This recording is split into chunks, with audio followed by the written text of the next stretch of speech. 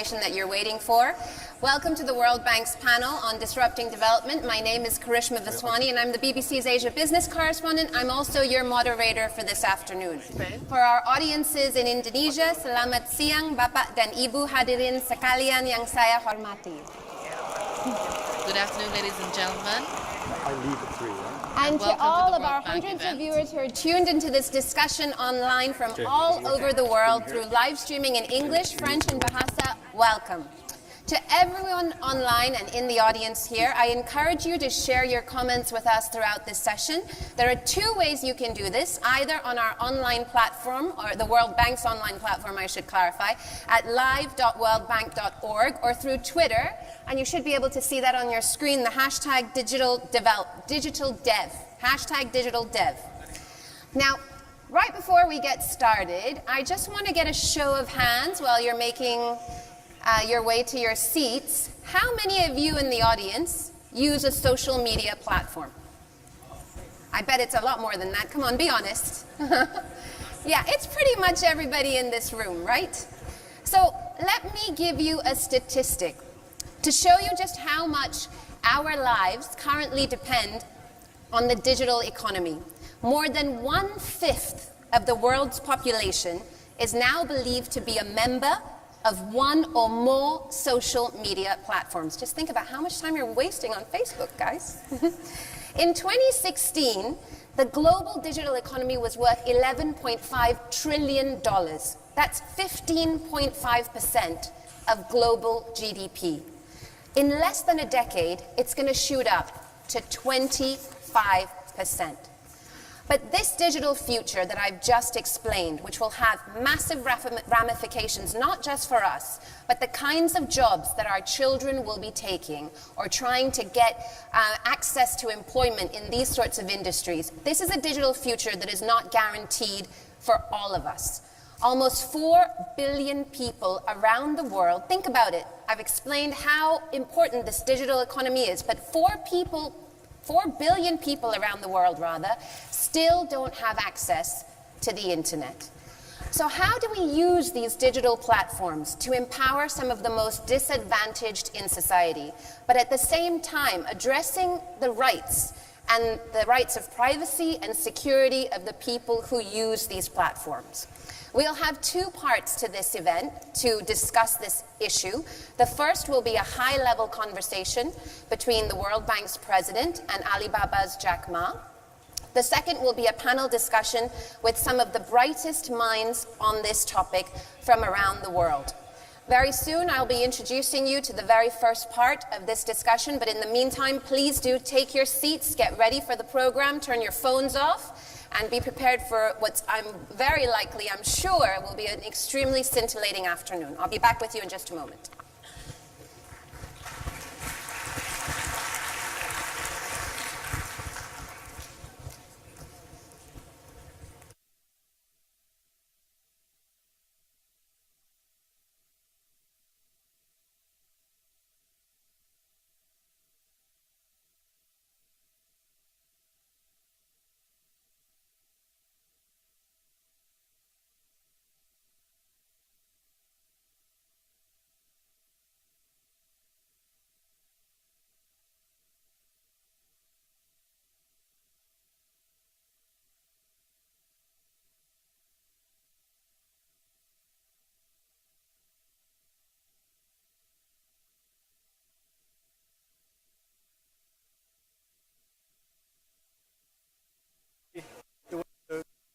Get the best evidence from that.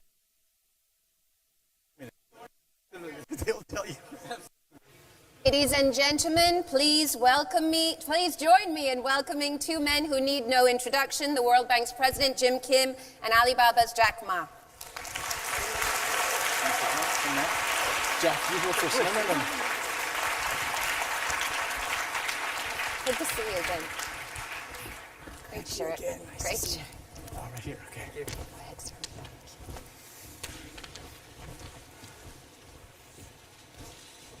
Jack, have a seat. Jack, I think they're not here for me. Well, thanks. We all come here for you. No. Thanks for coming, and thank you everybody for coming to what I think is going to be an extremely important discussion for so many reasons. But here's why I keep referring to Jack. We met 6 years ago. It was the first few months of taking over, and Alibaba was big, but it wasn't huge like it is right now. You were not a household word throughout the world.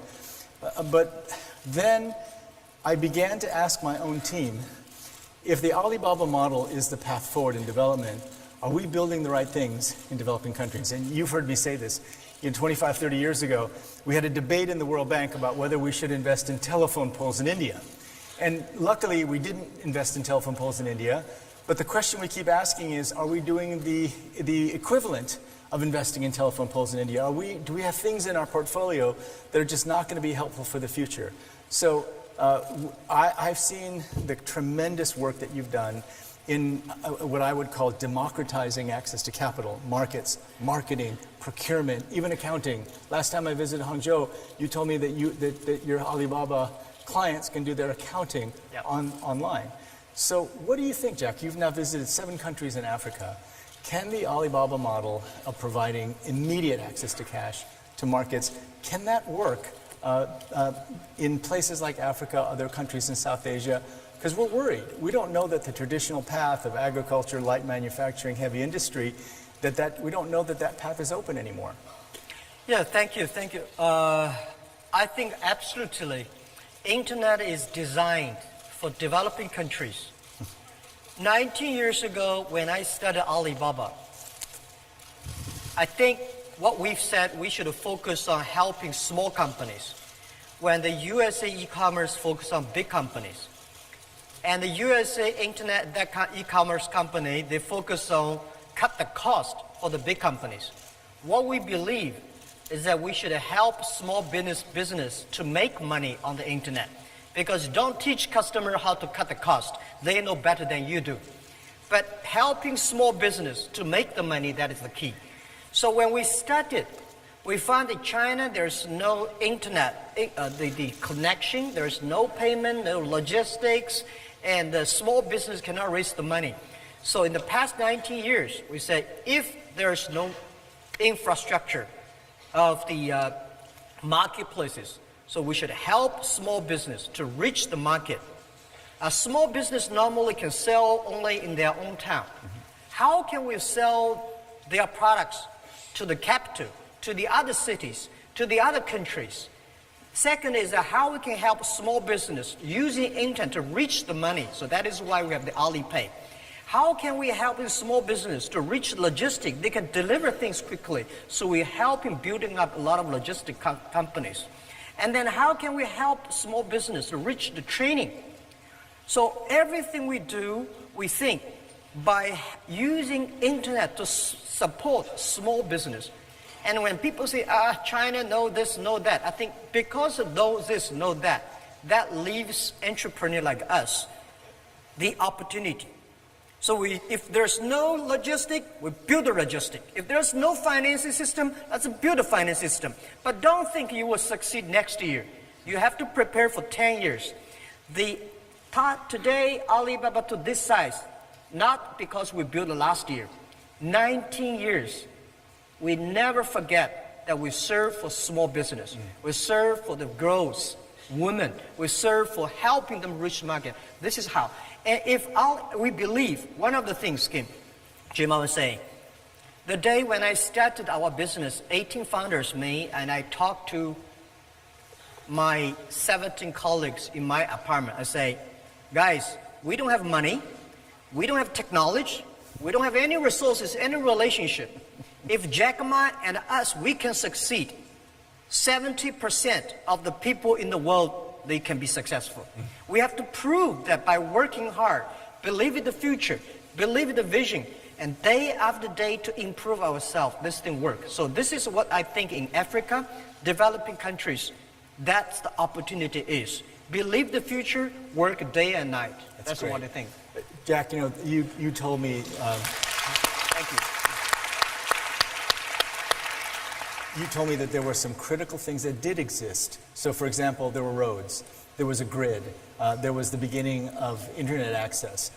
Then you built other things. I mean, I remember you told me the story that you helped farmers who otherwise would have left and gone to the cities, you helped them create transport companies. But sometimes they only transported the things for one part of the way and then they handed it off in another. So you created all these companies. But what were the critical things that were already in place that we should be thinking about now to build in, say, the poorest countries in Africa? What is it absolutely that you need for a platform-based economic growth to happen?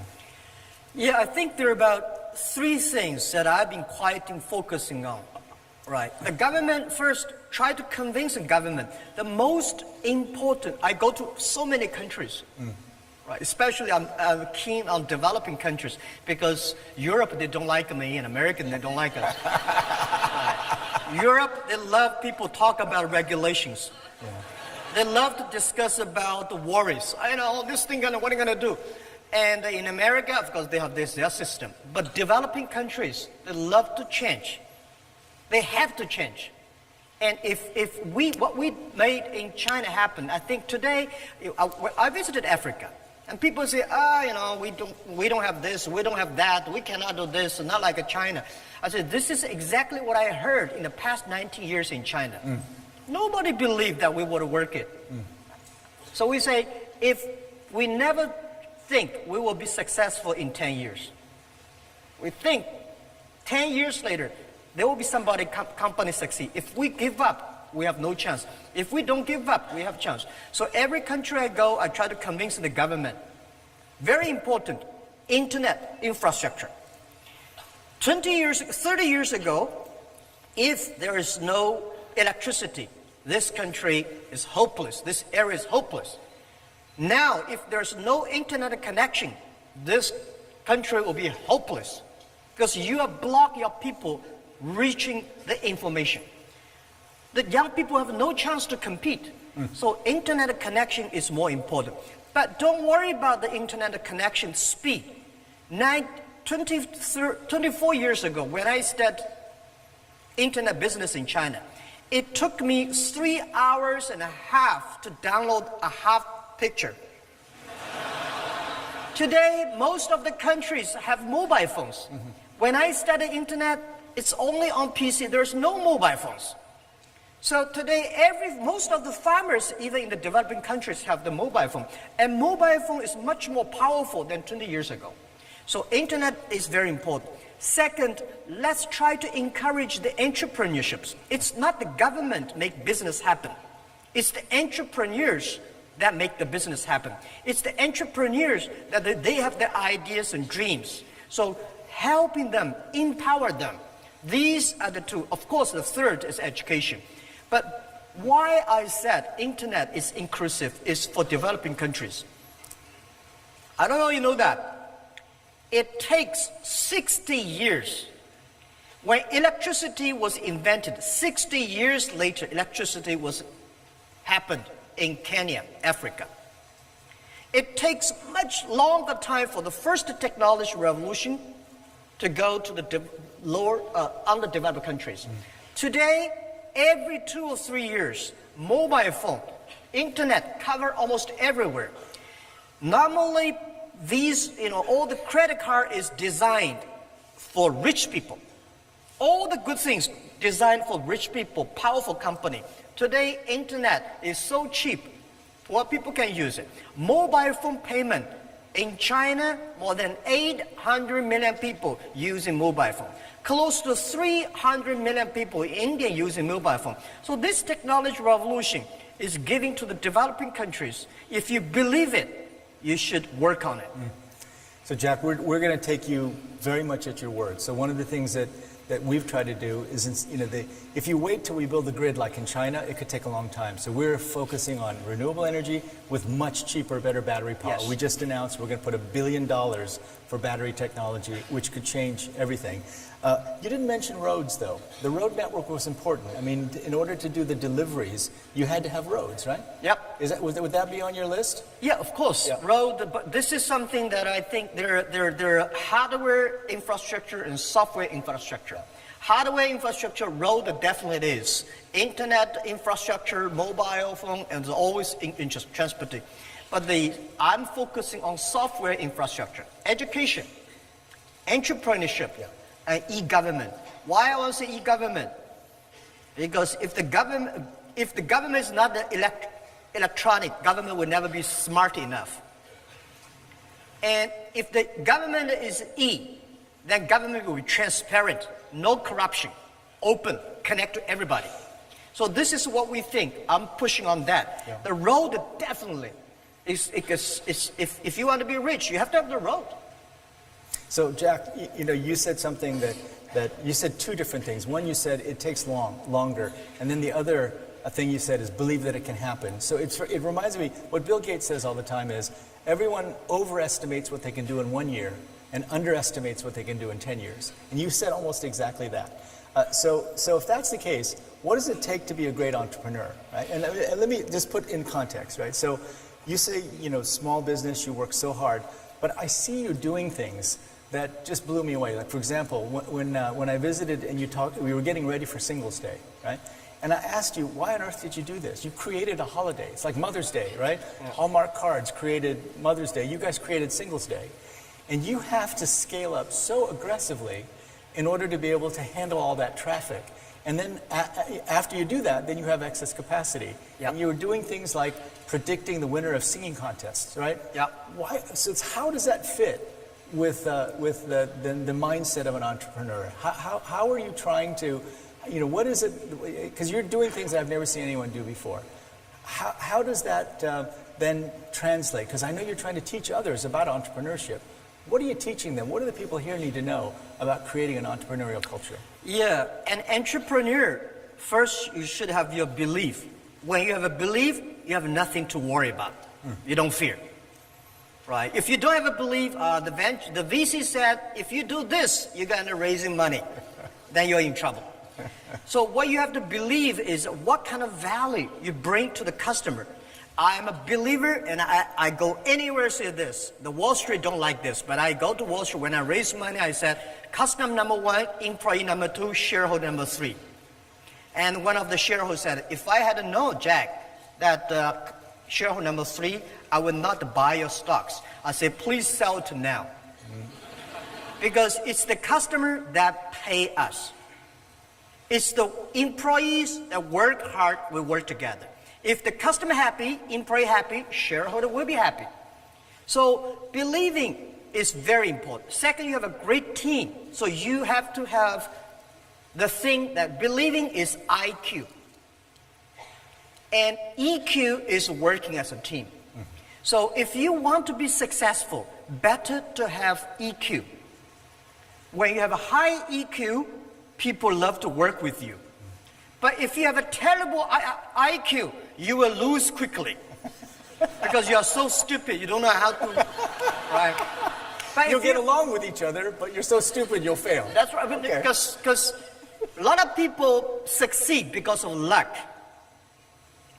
Believe it or not, a lot of people, because I think I'm lucky enough, for the past 20 years as a teacher, I work and make a lot of mistakes and change, improving and correcting mistakes.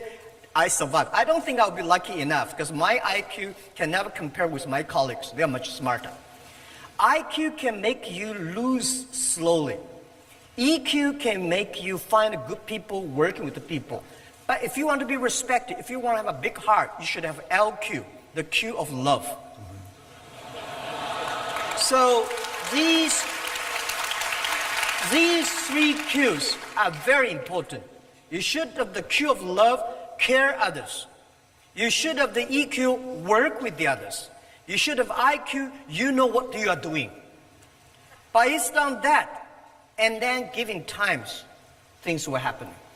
So Jack, you earlier today you told me that the greatest soldiers are fearful. Entrepreneurs have no fear. What did you mean by that? Well, entrepreneurs, we never fear. Generals, soldiers fear because there's a war they kill. Business is not about killing. Competition it's a fun part of the business. We say, entrepreneurs, we don't cry, we make our competitors cry. Right? It's wisdom. It's not about killing. If you try to killing all the competitors, you're a professional killer. You are not an entrepreneur. Entrepreneur is that you improve by how can you make your better services by competition. And I think today politicians fear, and a lot of people fear, right? That, as I said to the Director General of WTO, when you put 200 ministers in a one room, try to agree on something, it's almost impossible. But if you put the 200 business people in a one room, we can work out something. And we never fear because we can always work out something. So how did you develop this fearlessness, Jack? I mean, when I first met you, you told me the story that when Kentucky Fried Chicken came to China, you really wanted to work there, and there were 24 applicants and 23 jobs, and you didn't get a job at Kentucky Fried Chicken. You applied to Harvard 10 times and were rejected each time applying to Harvard. So how did those experiences teach you about being an entrepreneur? Well, are they true stories, by the way? Yeah, this is a true story. I applied a lot of jobs, all failed, and I tell myself, maybe I should do myself. As an entrepreneur, business people, you have to get used to be rejected. Why people should help you? People help you, that is very unusual. Right? Why people should help you? People don't help you, that is very usual. So as an entrepreneur, you have to get used to, well, you're rejected. As a salespeople, you go out, to sell something. You should tell yourself, today I go out to visit 10 customers, they will all say no, which is usual, so you came back with happy. If you sold one of them, you are extremely happy, you are better than you think. So this is optimistic. And when I started my business, people don't want to join my company because they say, internet. I've never heard about a company called internet. There is a company doing internet. There's no even a word in a dictionary called internet. And the name Alibaba is so strange, right? And this guy always feel never even get a job. They want to put a. So I said, guys, I tell to their wife, their parents, their husband, people who joining my company, our company, I'm sure no policeman will knock our door because we'll do criminal things. I promise tax bureau will not come to our company because we try to sneak away. These are the things I promise everybody in the company and their family, that we will never do any criminal things or bad things to the society. And I will promise that everybody will have tough lives. I will never promise you will be rich, you will be successful, but if we work hard, something could happen. And this is what we did. And I'm telling even now, we have so many people join our company every year. If I got a chance, I tell them, it's not Jack Ma give you the opportunity, give you the job. It's you created the opportunity for yourself, for everybody. And nothing to fear, because we never thought about sneaking from tax. We never thought about doing illegal things. We never thought about, and we're not allowed to do that. What do you fear? So Jack, I think it was in the summer of 2012. I'd just taken over, and you told me, and at that time I think you had maybe 25,000 employees, and you said you had 30 true believers, the people that started out in your apartment, and you've always said that choosing the right people is the most important thing. Yeah. So how did you choose the 30 true believers? How did you know they were true believers? Did you turn them into true believers? And so generally speaking, how do you choose people? How do you know the right people to bring into your world? Yeah, there's no best people in the world. So you have to hire the best people. There's no best people. The best people are always in your company. You train them to become the best. And I start to make a lot of mistakes when I raise my money. When you have money, you start to make mistakes.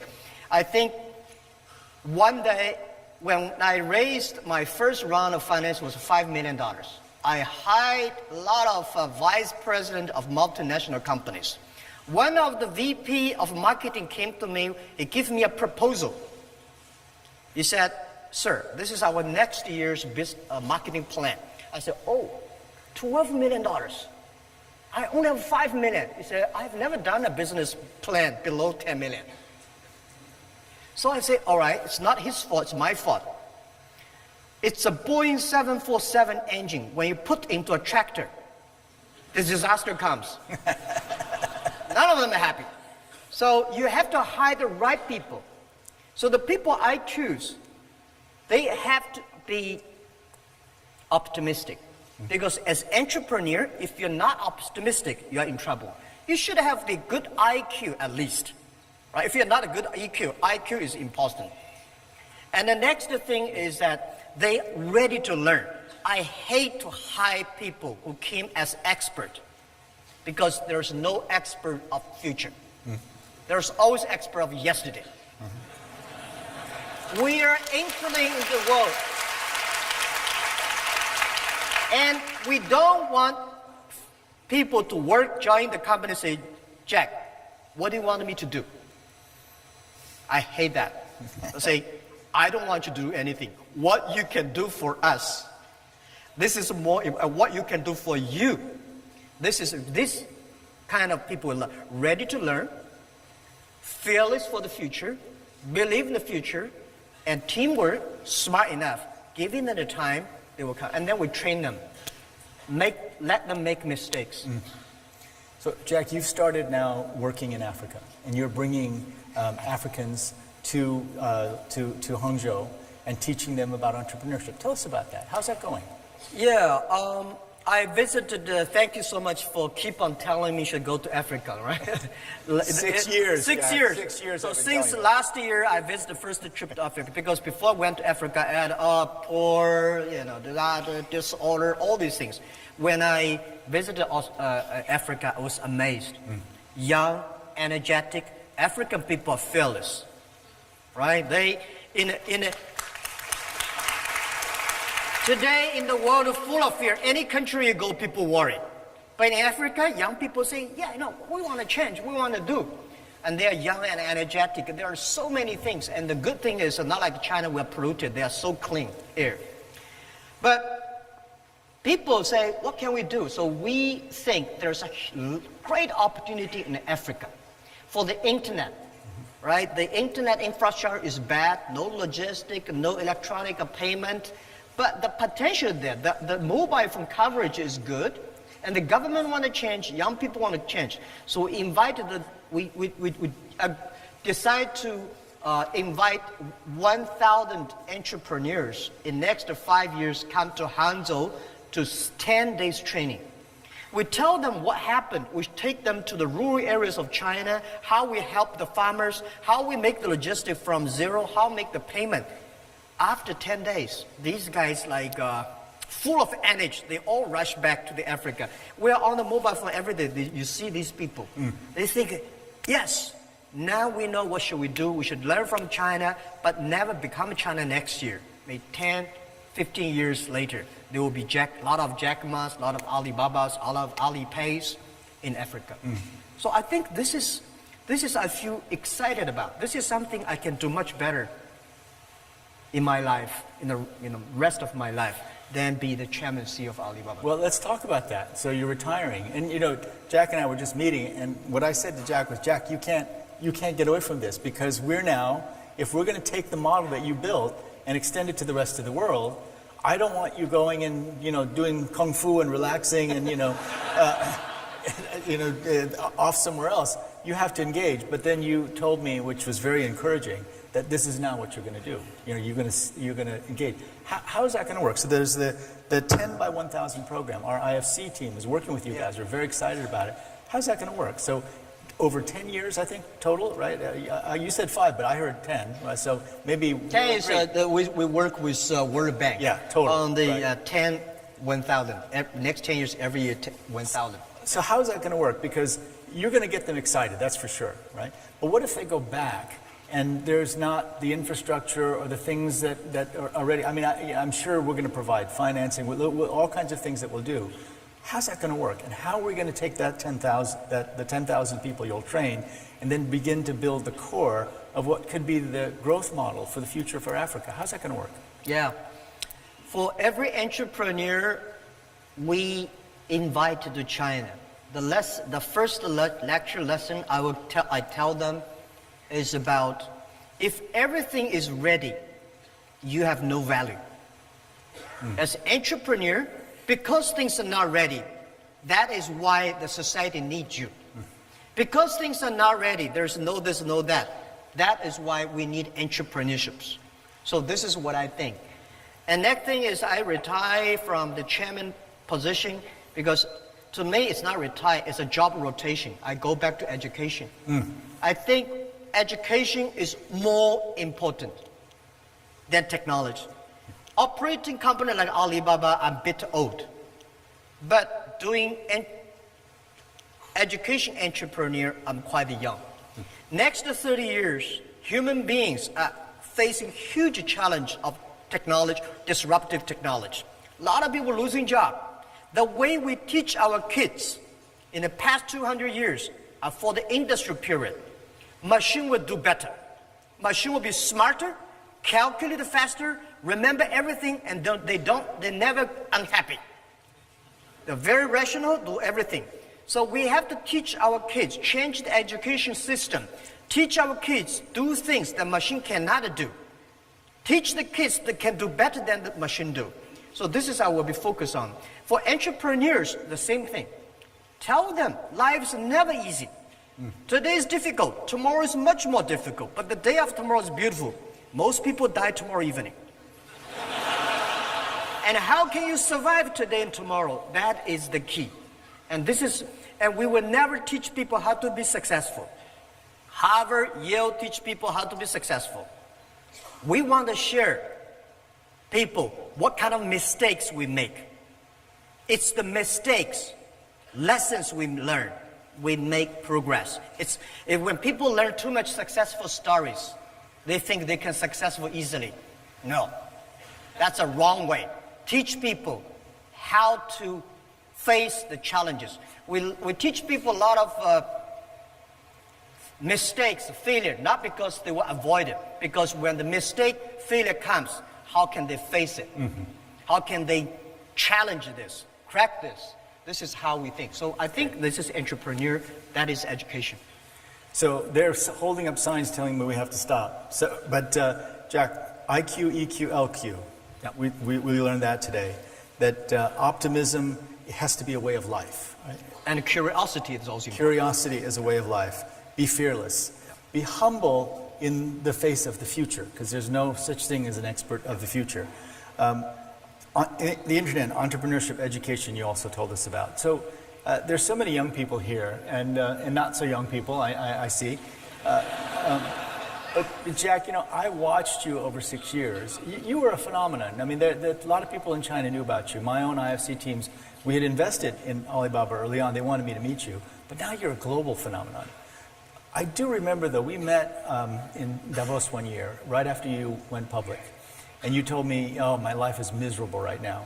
Because you said, at the beginning, everyone said that Alibaba couldn't do anything. And it gave us energy. Now, everyone's saying that Alibaba can do everything. And it's a pain for me, right? But you've gone through all that now. What would you tell this group of people? What are the most important lessons that you've learned in this really extraordinary life you've led? Yeah. Well, I think young people are the hope. So for me, if I want to keep my hope, I spend time on the young people. And every young people, I try to tell them life is not easy. I try to tell them that you come here not to work, but to enjoy yourself. You have to enjoy the work you're doing. You have to believe the things you're doing. You have to like the people you're working together. But the other thing is, ask everybody, whether young people, old people, ask us 3 questions. I keep on asking myself these 3 questions in the past 5 years. What do you have? What do you want? And what do you will give up? A lot of people don't ask, what do you want to give up? Oh, what do you have? Yes, I have nothing. And what do you want? You have a lot of things. And what will you give up? Always think about these questions. And then you will be fearless, you will be optimistic, you will know what you want. And this is when you're going on that, you will never sort of get lost. Wow. Thank you, Jack. That's amazing. Thank you. Thanks, everybody. Thank you very much, Jack Ma. Thank you so much, Dr. Kim. What an inspiring discussion. I'm sure you'll agree with me so much that we've learned from the conversation between Dr. Kim and Jack Ma.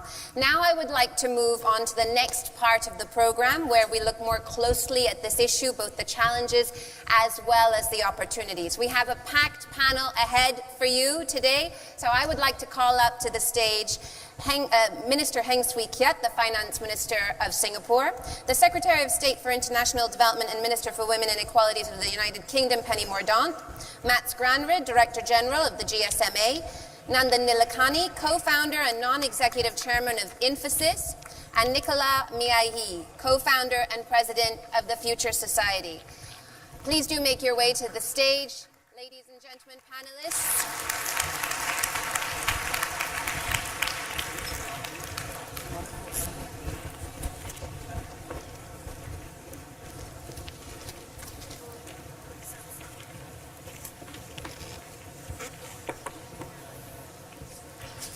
Thank you. Everybody found your mics? Yeah, you got your mics? Okay. While everybody's getting settled, that was a really hard act to follow, I know, guys, but I'm sure we'll have lots of interesting pointers for you today. Although I've certainly taken away from that discussion between Dr. Kim and Jack Ma that I need to improve not just IQ, EQ, but LQ, something that we can all do with a little bit more of. I'd like to start the discussion this afternoon, once everyone is settled. Yeah, why don't we get underway? Secretary Mordaunt, lovely to have you on the panel. In the work that you do, you probably get to see more than most what works and what doesn't work in terms of technology in the world of development.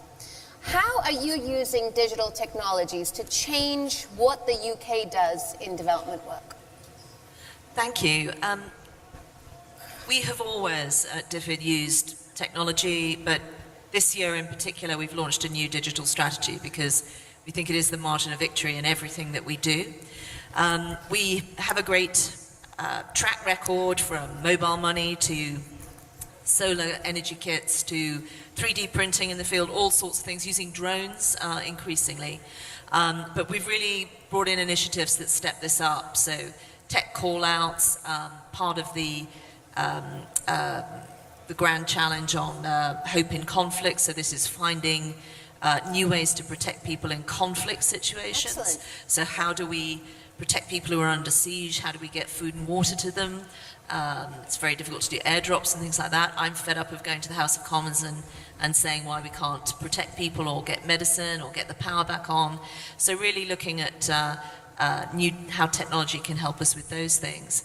And we've also really tried to embed this in how the whole of our government works. So we've set up a humanitarian innovation hub, which brings together the best minds in technology, in defense, in civil contingencies to really develop these things. So it's absolutely central to what we do. We do it in every area that we work in, and we do work in every area.